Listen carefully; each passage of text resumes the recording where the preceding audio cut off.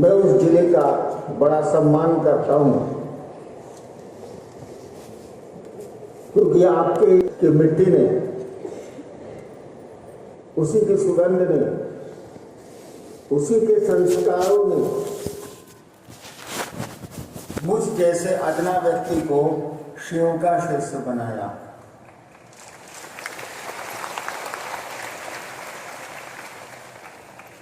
उन्नीस सौ 74 में आरा के गांधी श्मशान में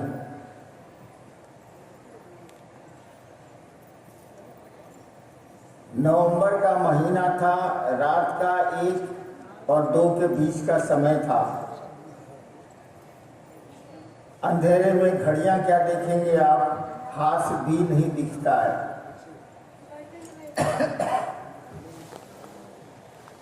अंदाज करता हूं मध्य रात्रि भी बीत चुकी थी और मेरे मन में ख्याल आया कि गुरु भगवान होता है तो भगवान गुरु क्यों नहीं।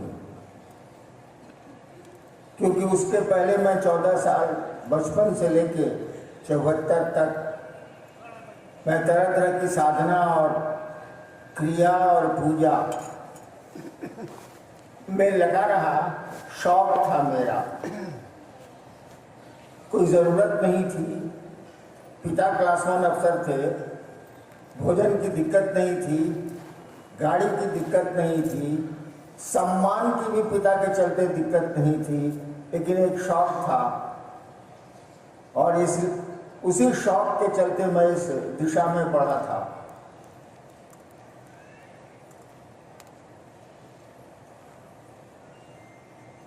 थोड़ा देर सोचता है देव तो हम लोग बोले ना तेजा तो साफ होता।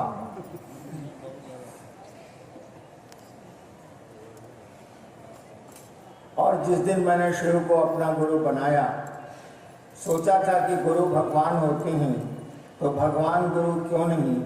मैंने अपने पिता से सुन रखा था कि भगवान शिव को बोलते हैं, उन्हीं को ईश्वर बोलते हैं, उन्हीं को महेश्वर बोलते हैं। मैंने सुना था, लेकिन ये नहीं जानता था कि शिव गुरु है, मुझको नहीं मालूम था।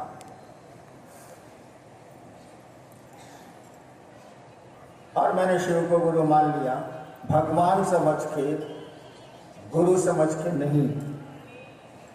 सोचा था कि गुरु भगवान होता है तो भगवान तो गुरु होगा ही होगा, जब ये वो होता है तो वो ये क्यों नहीं हो।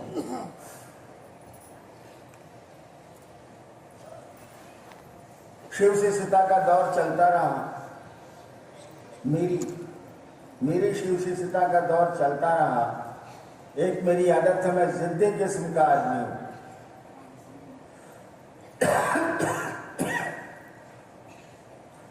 जब एक बार शिव को गुरु मान लिया तो मान लिया, अब क्या दूसरा सोचना।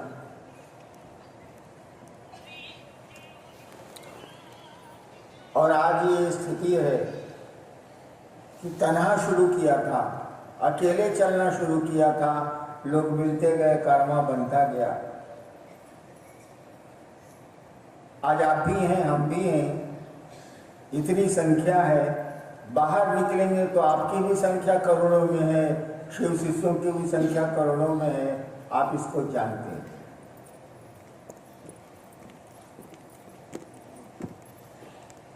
और अब तो हम लोगों ने कहना शुरू किया, आओ चलें शिव की ओर।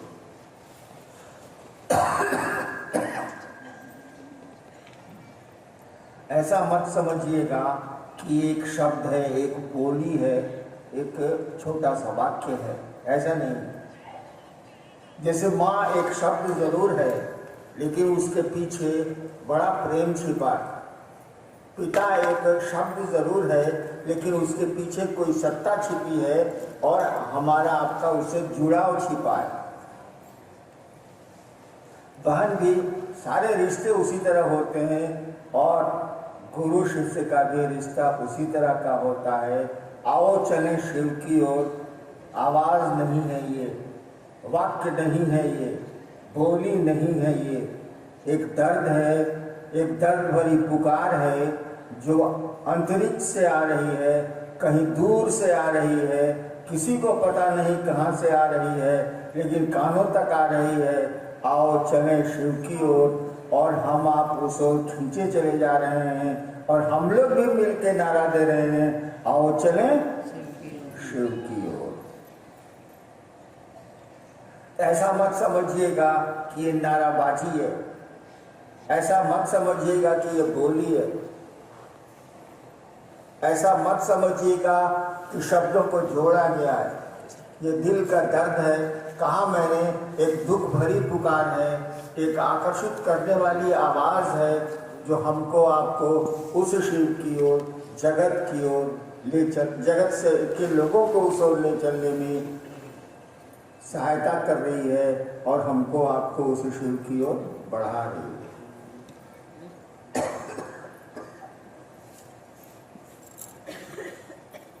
रुक रुक के बोले भाई हम दिक्कत बा।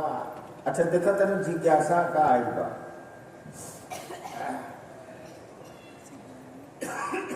शिव की शिष्यता की सुलभता का रहस्य क्या है? क्या आप स्वयं तो नहीं? क्या? शिव की सुलभता का रहस्य क्या है?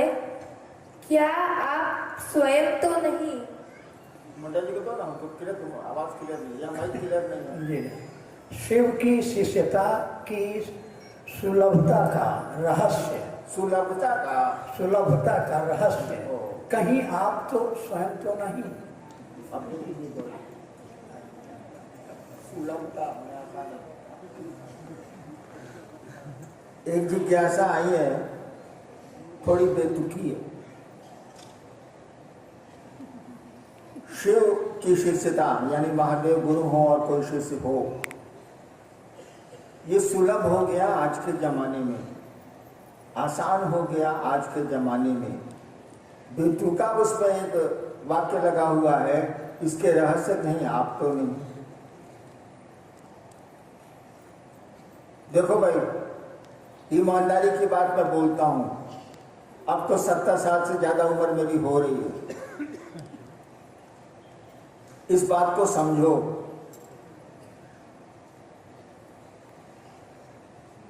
मैं अपने को कहता हूं मैं शिव का शिष्य हूं, ये भी कहता हूं कि शिव मेरे गुरु नहीं है। एक बार पटने में यही मैं बोल रहा था कि शिव मेरे गुरु नहीं है, मैं शिव का शिष्य जरूर हूं। अभी जिसने मंच पर मुझको बुलाया मेरी बेटी ने, ये उस समय हिंदुस्तान अखबार में सब एडिटर थी, वो भी बैठी हुई थी। तो पत्रकार को तो जानते ही हैं, वो सवाल करता है। मेरी बेटी ने पूछा कि आपके गुरु शिव नहीं है। बहुत साल पहले की बात है, 15 साल पहले की बात। शायद मैं उन दिनों पटना कंट्रोल रूम का इंचार्ज था, ज्यादा हो गया, 19-20 साल हो गए। मेरी बेटी ने पूछा, आप कहते हैं कि शिव आपके गुरु नहीं, फिर आप कहते हैं कि आप शिव के शिष्य हैं, ये दोनों कैसे संभव है? अब उस दिन मैंने क्या समझाया था मुझको याद नहीं है, लेकिन मैं समझता हूं यही सच है। जिस दिन मैंने शिव को गुरु माना था, राउरा पुराण जिला के मुख्यालय, उस दिन तो मुझको कुछ भी नहीं मालूम था कि शिव गुरु हैं या भगवान को अपना गुरु बनाओ, मुझको कुछ मालूम नहीं था। खुद बखुद मेरे मन में ये ख्याल आया था। मेरा स्वभाव थोड़ा जिद्दी वाला है, मैंने पकड़ लिया कि अब मैं शिव को गुरु बनाऊंगा। 3 शर्तें भी बनाई। मेरी आवाज मेरा साथ नहीं दे रही है, इसीलिए वो उतना नहीं बोल रहा।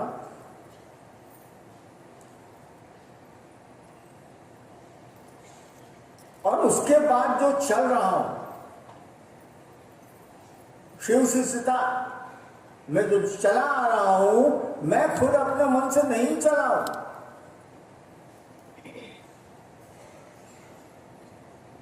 गले में पट्टा है, जैसे कुत्ते को होता है और जंजीर सिक्कड़ किसी दूसरे के हाथ में है, बेबस कुत्ता क्या करेगा, जिधर चेन खींचा जाएगा उधर उसको जाने की लाचारी है, वो घिसट के जाए या ऐसे जाए। उस शिव ने मुझको अपना शिष्य बनाया, मैंने उनको गुरु बनाने की कोई चेष्टा ही नहीं की है, कोई कोशिश ही नहीं की है। तो इसलिए शिव शिष्यता की सुलभता, मैंने आसानी से महादेव का चेला भाई, शिव शिष्यता की सुलभता का कारण मैं नहीं हूं।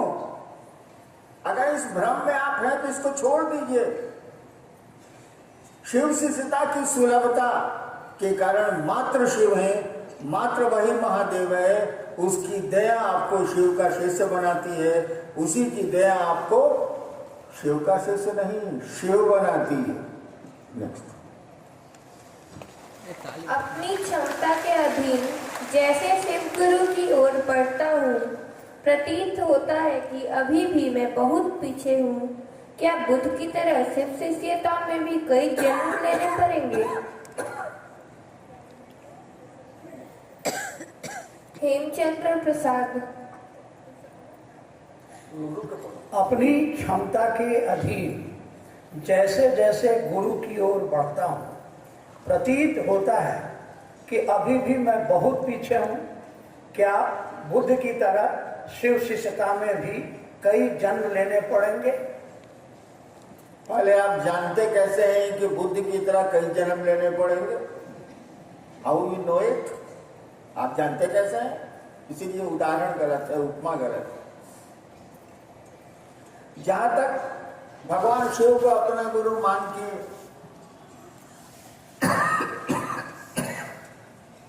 चलते रहना,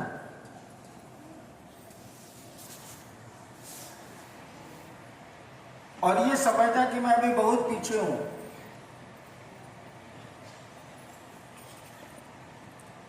ये बिल्कुल सही स्थिति है, बिल्कुल सही स्थिति है। जो अपने को कमजोर समझता है ना, वह भगवान उसी की मदद करता है। कहा जाता है हारे को हरिनाम, निर्बल के बलराम। जब तक आप समझेंगे कि मेरा कोई अस्तित्व शिव शिष्यता में नहीं है, मैं बोलता हूं कि शिव मेरे गुरु हैं या मैं शिव का शिष्य हूं, बस बोलता भर हूं, भीतर से कोई वैसी स्थिति नहीं है, तो जान लीजिए एक न एक दिन उस शिव की दया हो जाएगी। और तब भी थपड़िए बजाई को सुनबो करबो हो, ऐसे हूँ कैसे कैसे आप बोला तनी हमरे बुझाता, तरह के ऊपर भेज दिन हूँ तब बुझ गया, फटिए जाए।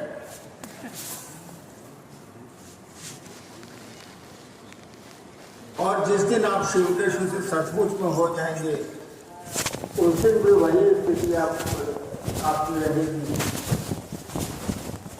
और आप समझेंगे कि दुनिया बहुत ऐसा नहीं है कि जो नजदीक पहुंच गया वो समझता है कि वो शिव के नजदीक है। वो तो समझेगा ही समझेगा कि दुनिया बहुत है, चलना है, जो गुरु कहते हैं वो करना है, और जितनी ताकत होगी अपने सामर्थ्य के भीतर आपने देखा, जितनी ताकत होगी तो नहीं ना करेंगे, उससे ज्यादा तो नाम नहीं सकता, वो दया करते तो करने की अच्छा जैसे नाम करने वाला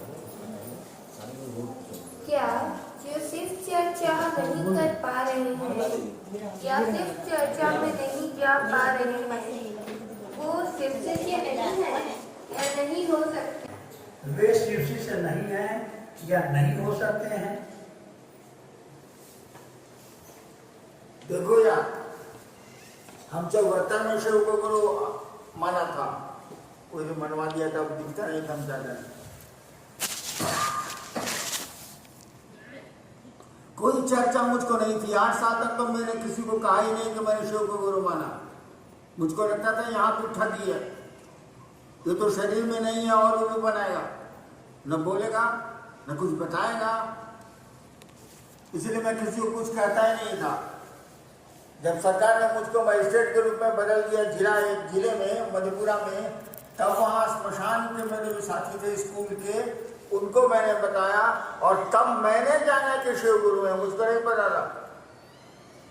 ये किसने कह दिया कि जो चर्चा नहीं करेगा वह शिव से नहीं होगा, और जो चर्चा करेगा वो शिव से होगा?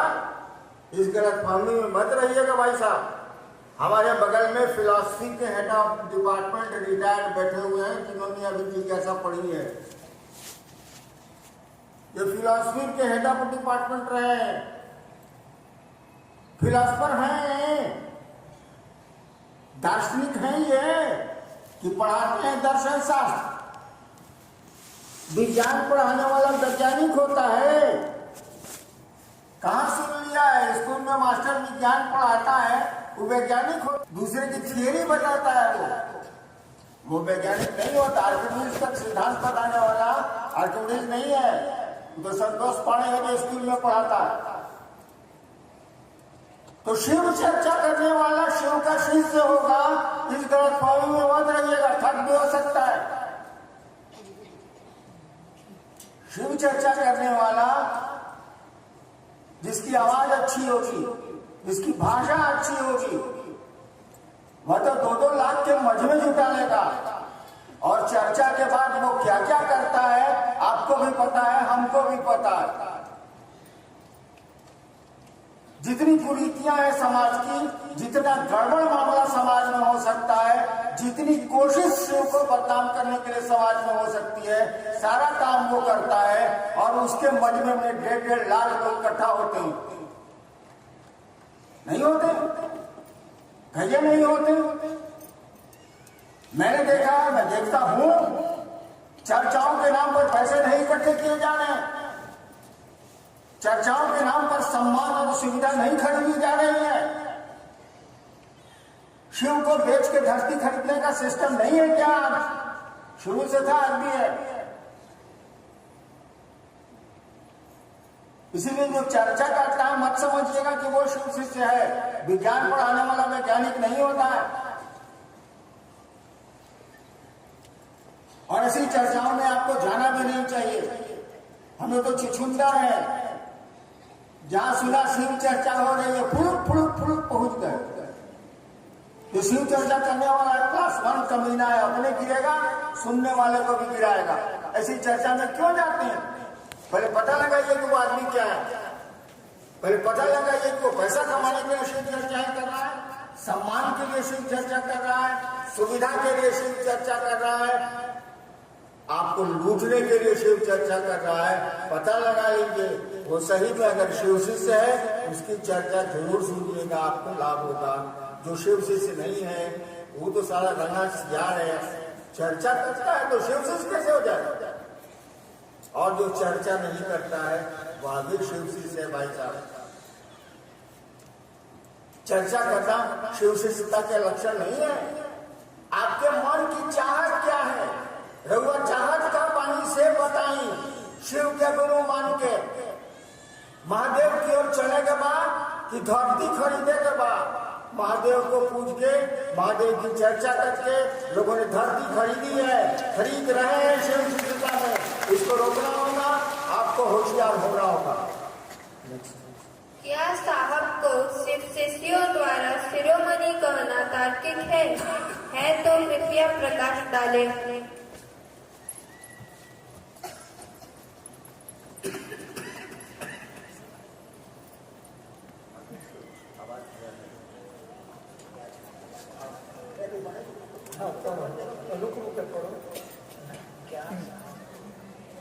क्या साहब को शिव शिष्यों द्वारा शिरोमणि कहना तार्किक है तो कृपया प्रकाश डालें।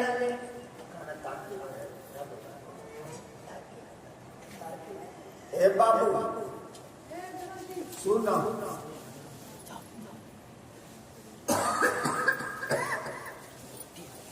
15-20 दिन पहले आप रांची में बैठा रहे, मने मन सोचत रहा कि कहाँ महादेव, कहा मैं सड़ी नाली का कीड़ा, मेरी औकात क्या, किसी की औकात शिव के सामने क्या है। ज्ञान की निधि का कम कहानी जाता है। ज्ञान ऐसा है जिसकी गहराई कोई नहीं नाप सका, कोई नहीं नाप सका और न नाप पाएगा। तो शिव अपने शिष्यों का मन बढ़ाते हैं। उन्होंने तुरंत जवाब दे दिया, नालियां भी मंदिर को जाती हैं।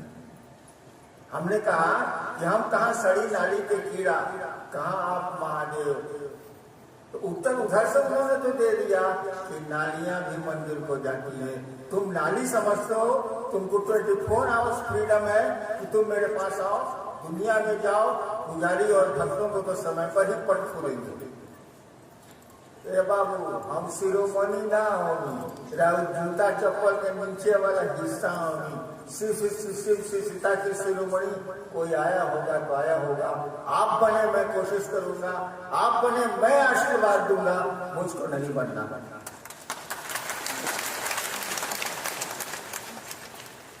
ज्योतिर्लिंग भारत में ही क्यों, अफ्रीका इंग्लैंड में क्यों नहीं?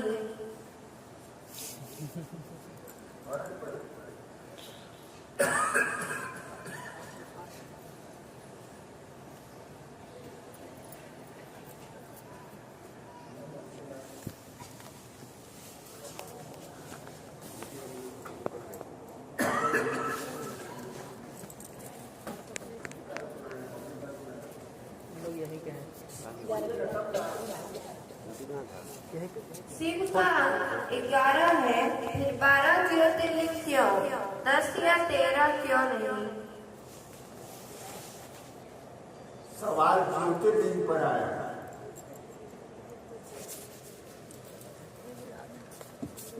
उतना लंबा तो बोले कि हमारा साहस नहीं, अगर सुनने के साहस हुआ तो बोली, हम बोलते नहीं। एक बात समझो, आदमी या कोई जीव, कोई पात्र 3 चीजों से बंधा रहता है। कोई जीव, कोई सृष्टि में उपलब्ध कोई वस्तु 3 चीजों से बंधी होती है। क्या क्या? एक वो, यानी जैसे हम, आप, ये माइक, ये बिल्डिंग, एक वो। दूसरा समय, टाइम, और तीसरा स्थान। कहा जाता है स्थान, काल और पात्र। पात्र हम आप हैं, स्थान मालूम ही एक जगह है,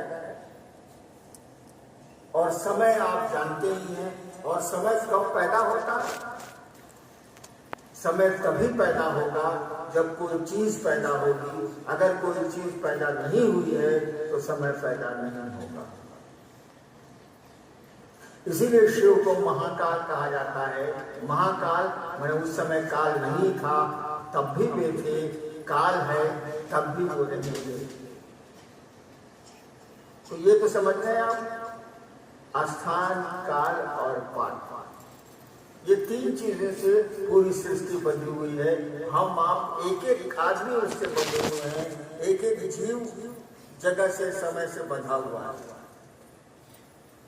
अब 108 बार नमः शिवाय का जप क्यों करते हैं आप? या भारतवर्ष में बड़े पुराने काल से, समय से 108 का जप क्यों होता है? 109 का क्यों नहीं होता? 110 का क्यों नहीं होता? 108 का ही क्यों होता? इसीलिए कि पहले के जमाने में जब ये नियम बने थे 108 से, ऋषियों द्वारा, मनीषियों द्वारा या शिव द्वारा दिए गए हों, तो स्थान को निकाला जाता है चौहद्दी से। हम लोग कोर्ट करते थे तो कोई जमीन का झगड़ा होता था तो उसमें पहले चौहद्दी उसमें रहती थी। उस जमीन के चारों ओर क्या है, उत्तर, दक्षिण, पूर्व, पश्चिम, क्या है, तो चौहद्दी हो गई चार। यानी किसी चीज को, कोई चीज कहीं खड़ी है ये जानने के लिए 4 दिशाएं आप बता दीजिए कि उसके चारों ओर क्या है। आदमी समझ जाएगा तो वहां पर स्थान हो गया 4। उस समय समय की गणना होती थी मुहूर्त से, नक्षत्रों से। 27 नक्षत्र माने जाते हैं। 27 हो गया समय, 4 हो गया स्थान, 5 तो हम आप हैं भाई साहब। तो 27 को 4 से गुना कर दिया गया, हो गया 108। स्थान को समय से गुणा करके हो गया 108। और मंत्र कौन जपेगा? पात्र। नमः शिवाय कौन करेगा? पात्र। यानी वह पात्र नमः शिवाय करके स्थान और काल में अपनी सुविधा के लिए परिवर्तन कर सकेगा। इसीलिए ये सिस्टम बना हुआ है। अब देखो, सवाल आया है कि ज्योतिर्लिंग कुछ नहीं। शंकराचार्य ने कहा था शिवं केवलं भास्कं भास्का नाम, शिव मात्र प्रकाश। राइट। ज्योतिर्लिंग का माने हुआ वह प्रतीक, लिंग माने प्रतीक, वह प्रतीक जिसमें अग्नि ज्यादा हो, तेज ज्यादा हो, अग्नि तत्व ज्यादा हो तो ज्योतिर्लिंग हो। वो शिव का ही प्रतीक है, उसमें अग्नि तत्व ज्यादा है।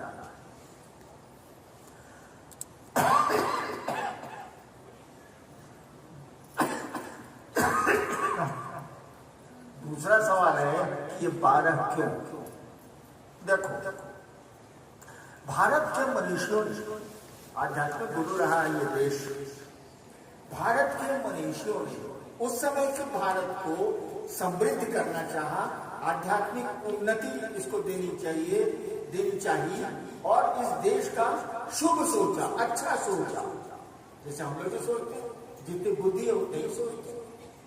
तो ऋषि मुनियों ने इस पूरे भारतवर्ष को, उस समय जो भारत था, इसकी संपन्नता, समृद्धि, आध्यात्मिक उन्नति की कोशिश की।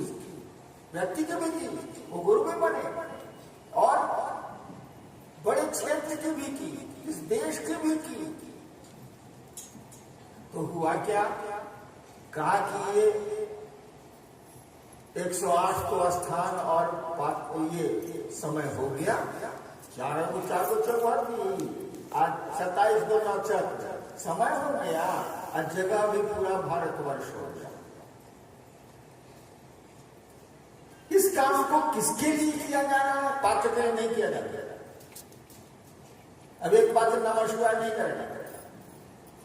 अब कहा कि ये जो 108 हुआ स्थान और समय, उसको शक्ति अंक से भागा देगा। शक्ति अंक क्या हुआ? एक शिव हुए, 5 तत्व हुआ, 3 गुण हुआ, इसी में सृष्टि है। इसके बाद सृष्टि है नहीं। 5 तत्व और 3 गुणों से हम भी बने, जगत भी बना है, सारी चीजें बनी है उसी का अनुपातिक मिश्रण।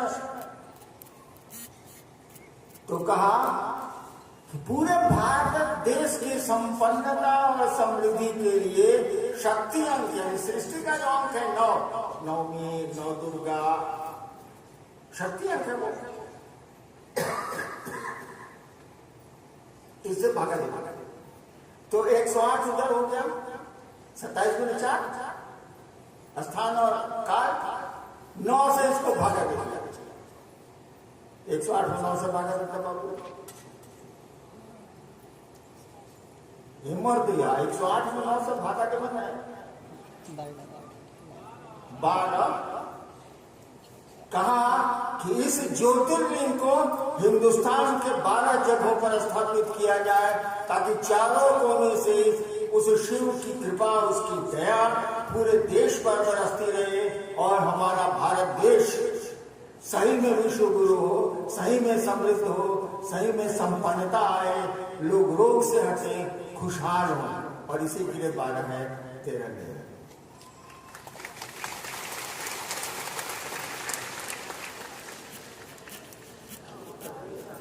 उस समय यहाँ जो मनुष्य भारत की तरह सोचेंगे, उस समय तो कॉम्पिटिशन भी नहीं था।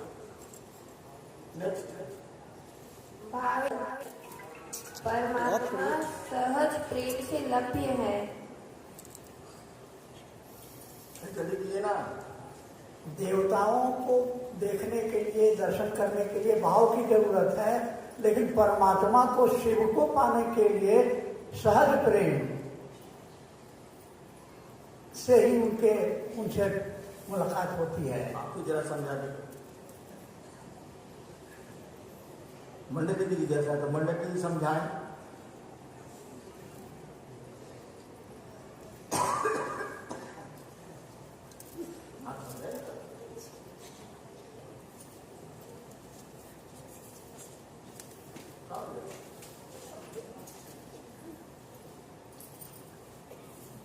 हमको सुने हमारा कलवे नहीं काम करा तो मैं जाना एगो तो ऐसे ही मंदिर के दिया टीम माता अब इस सब मिलकर फू फू फू करता रहे। चलो हमें जवाब देते हैं यार, सब गधे ही बैठे हैं तो मैं क्या करूं। एक बात समझो, तुम्हारे पास एक मशीन है, हर आदमी के पास, जानवरों के पास भी है, लेकिन वो स्वतंत्र नहीं है। हमारे तुम्हारे पास एक मशीन है जिसको मन बोलते हैं, मन, माइंड। मन क्या है? तुम मन नहीं हो, ये दिमाग में रखना। मन नहीं हो तुम दिमाग में रखना, तुम शरीर भी नहीं हो। शरीर तो नहीं है कि छुट ही जाता है। मन भी नहीं हो तुम। कोई तुमसे कहता है ये भैया आज बॉक्सर चलो, तो आप कहते हैं भाई मत आज मोने नहीं खेतो क्या कहें, आज मोने क्या मेरा बॉक्सर जाएगा। यानी मन कोई दूसरी चीज है, आप नहीं है भाई साहब। जैसे आप कहते हैं हमारा चप्पल टूटल बा, हमने क्या, वैसे ही आप कहते हैं आप चप्पल हैं, वैसे ही आप कहते हैं आज मेरा मन नहीं है मिठाई खाने का, सिंघाड़ा हो तो दो। यानी आप मन नहीं है भाई साहब, शरीर तो नहीं है, मन भी नहीं है। इस सवाल पर हम नहीं जाएंगे, तब आप हैं कौन, इस पर नहीं जाएंगे। मन की मशीन में एक चीज पैदा होती है, वो है आपका हमारा सोचना, हमारा आपका विचार। जो हम सोचते हैं वो मन की मशीन में पैदा होती है।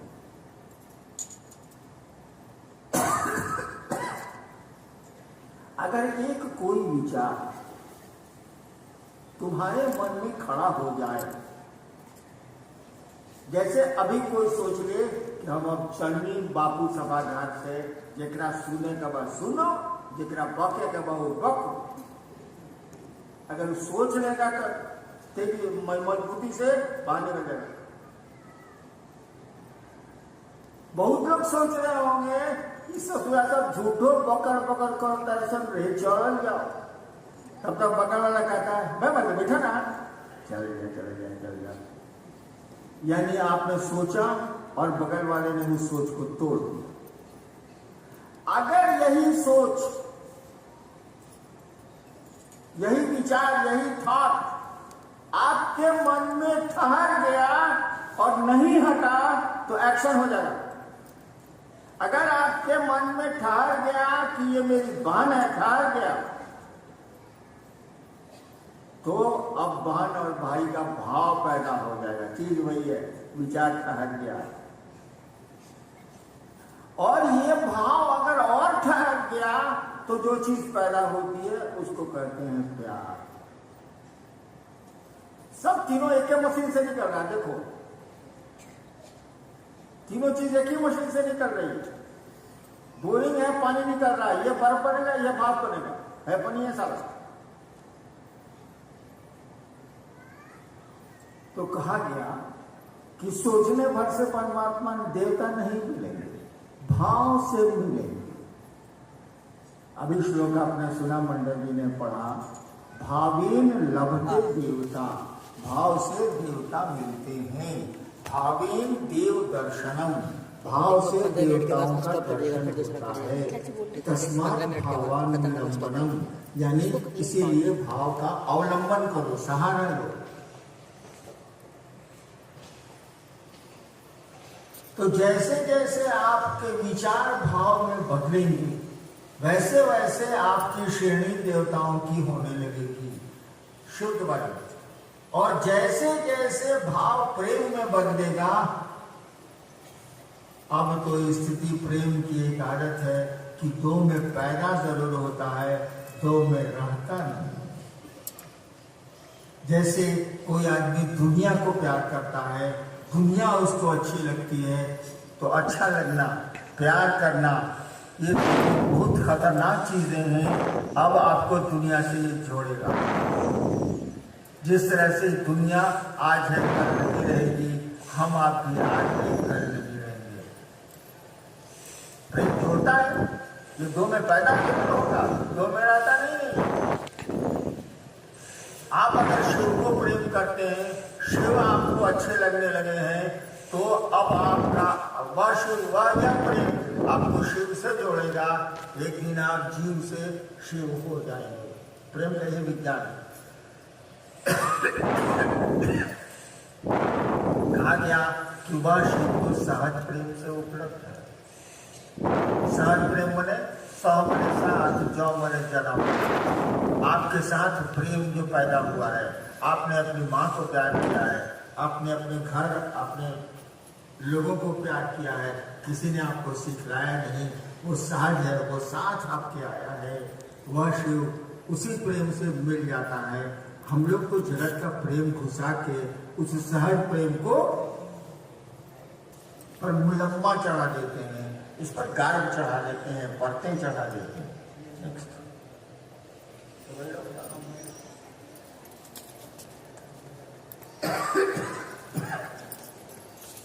तो बोले नहीं, हमरा के छोड़ दे वो। आज बक्सर, जहानाबाद, इन इलाकों की संगोष्ठी कार्यशाला, आप इस कार्यशाला में आए, ये मेरा सौभाग्य। आप नहीं आते तो इस बीमारी की अवस्था में दो ही शब्द मैं आपसे शिव के बारे में नहीं बता पाता।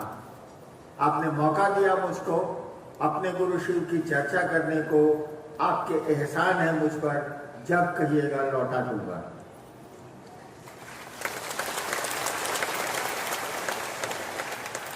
आप यहां से जाएंगे, अब ठीक से जाएंगे। एक महादेव के चेला का चेला हुआ है। महादेव के शिष्य थे मच्छिंद्र नाथ, उनका शिष्य था गोरखनाथ। तो गोरखनाथ एक जगह लिखते हैं कि साधु कैसा होना चाहिए। गोरखनाथ एक जगह लिखते हैं साधु कैसा होना चाहिए। कहा कि हवा की न बोली बा, बहुत लोग बोले हवा कुत्ता तक बोलता है, हवा की न बोली बा, ठबा की न चली बा। तो ठमक ठमक के नहीं चलेंगे। हवा की न बोली बा, ठबा की न चली बा, धीरे धरिबा पाँव। अपने कदम को धीरे धीरे बढ़ाएंगे। गर्व न करीबा, हम ढेर पैसा वाले हैं, हम ढेर बड़का अफसर हैं, हम बड़का शिव से हैं, कदम मत करो इस काम को। गर्व न करीबा, घमंड मत करो। गर्व न करीबा, सहजे रहीबा, भणत गोरखनाथ। यानी गोरखनाथ कहते हैं कि सहज रहेंगे, गर्व नहीं करेंगे, हबर हबर नहीं बोलेंगे, ठमक ठमक के नहीं चलेंगे, धीरे धीरे पांव रखेंगे और अपनी मंजिल की ओर जाएंगे जहाँ जाना हो। और चलना तो तय है, दुनिया में रहेंगे हम आप, दुनिया के होके नहीं रह जाएंगे, हम लोग शिव के होकर रहेंगे दुनिया में, लेकिन रहेंगे जरूर, रहना है यहाँ, रहेंगे जरूर, लेकिन शिव के होके रहेंगे। शिव के लोग धरती पर रहेंगे और धरती कितनी खूबसूरत होगी इसकी कल्पना कर लीजिए आप लोग। आप लोगों को मेरा